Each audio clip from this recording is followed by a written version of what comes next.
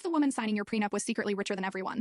When I met Donovan 3 years ago, I was studying for my nursing exams in a coffee shop, wearing thrift store jeans, old sneakers, and carrying a cheap Target handbag. To him, I looked like a broke college student. I never corrected that assumption. The first time I met his mother, Patricia, she judged me, and her eyes moved from my worn shoes to my inexpensive purse and empty finger. From then on, every family dinner included another subtle insult. She'd teach me which fork to use, remind me their family came from old money, and constantly hint that I wasn't one of them. When Donovan proposed, Patricia insisted on a prenuptial agreement before the wedding. A few days later, their attorney handed me a 12-page contract. The message was simple. If the marriage ended, Donovan kept the house, investments, future inheritances, and every valuable asset. I left with only what I'd brought into the marriage. Patricia watched me read every page. "We simply need to protect our family's wealth," she said. Donovan squeezed my hand. "It's just paperwork." I picked up the pen, then put it down. "I'll sign," I said, "but only if the agreement works both ways." The lawyer looked surprised. "If I waive every claim to Donovan's assets, he waives every claim to mine." Patricia laughed. "For your old Honda and student loans?" "Exactly." The lawyer added the matching clause, and Donovan signed without So did I. The wedding was everything Patricia wanted. Elegant, expensive, and filled with important guests. During the reception, I overheard her proudly telling friends she'd protected her son from a gold digger. I simply smiled. 2 months later, my grandmother passed away. Donovan's family never knew she had built a pharmaceutical company from nothing before selling it for $340 million.